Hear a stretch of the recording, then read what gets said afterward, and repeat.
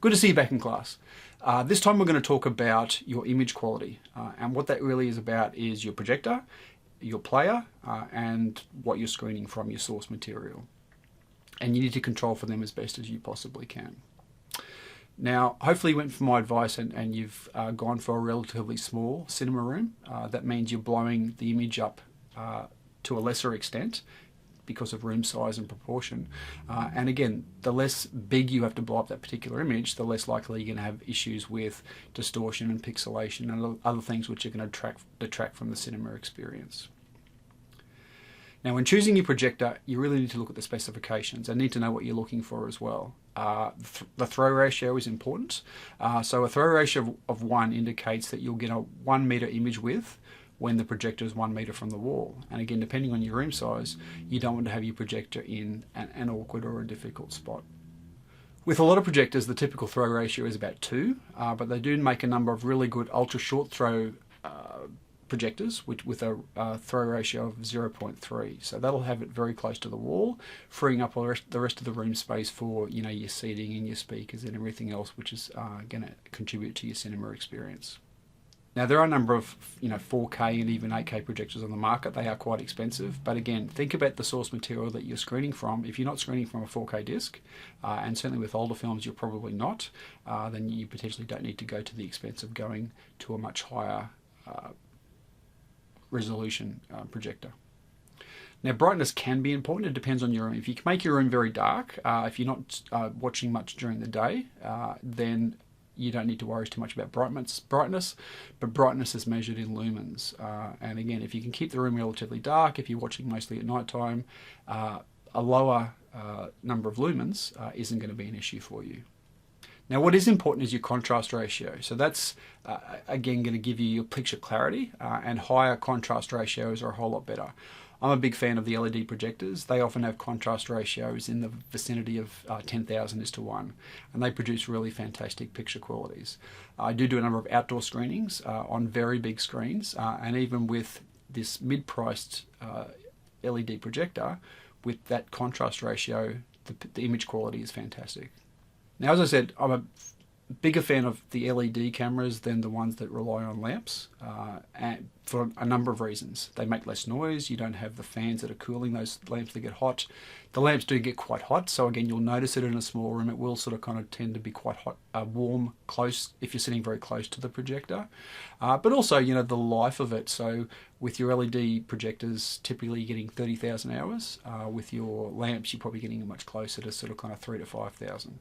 And again, lamps are very expensive to replace, so it's worth having that initial additional expense with your LED projectors as opposed to going for a cheaper projector, which will be noisier, hotter, and again, there'll be more cost down the track.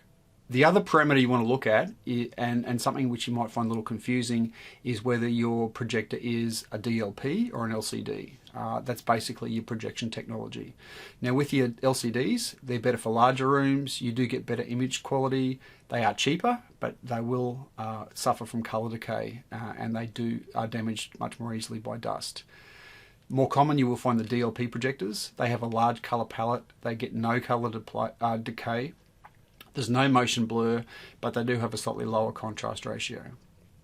If you get a choice between the two, it probably doesn't make a hell of a lot of difference if, again, you've gone for that relatively small theatre room. But if you're worried about colour decay, then definitely go for the DLP projectors. Now, you also want a projector with an adjustable aspect ratio. Again, especially with your classic films, the earlier ones are 4:3. Once you get to the 50s and later, you're looking at sort of kind of the 16:9. So that capacity to switch between those different ratios is going to be really important so you don't get any image distortion when you're watching your films. Now, your player. Again, my recommendation is, because I do screen from DVD, both when I show films out in the community and when I'm watching at home, having a player which will play DVDs and Blu-rays is important, but also having a multi-region player. Sometimes accessing more obscure films, which can be very hard to find, you might not find it in the zone that you're actually living in. So having those multi-regions that you can play from gives you access to a greater number of titles, which is really important. Also, having a decent quality player does make a difference with the image quality to a certain extent there as well.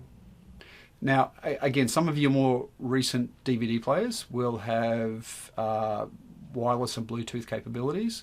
Now, you can certainly stream some of these films through your DVD players, which you connect up to your projector, which may be an option for you with some titles.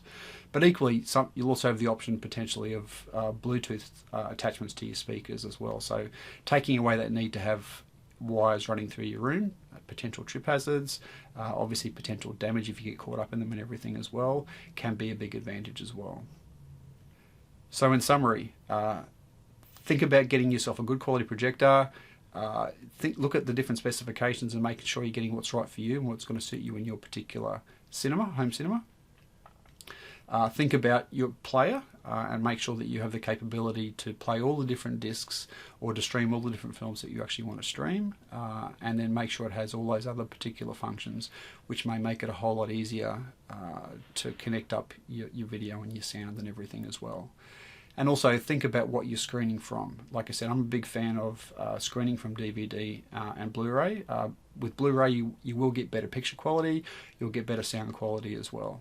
Again, with your older films, we've talked about, again, the shortcomings of early cinema and it being recorded in mono and just basic stereo. So again, you may not need to go to that extra expense of purchasing Blu-rays to get the sound quality with those early films, but again, you may find it makes a bit of a difference with your picture quality. But again, importantly, tracking down a good quality print of the film on Blu-ray or DVD is going to ensure a much better experience as well. I hope that helps, and I hope it makes for a great home cinema experience.